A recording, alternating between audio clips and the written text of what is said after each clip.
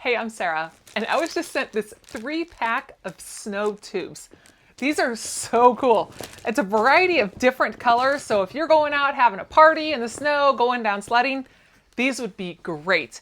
And they take up like no space. I mean, this is how they came. All you've got to do is inflate them.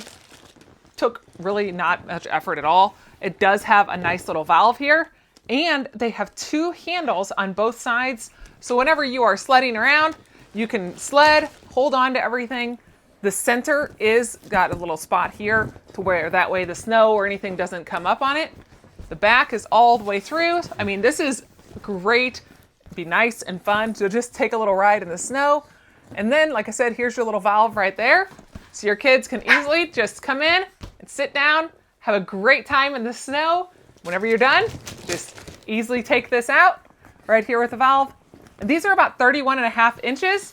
I mean, this air comes right out, collapse it down, and you are ready to go for another time.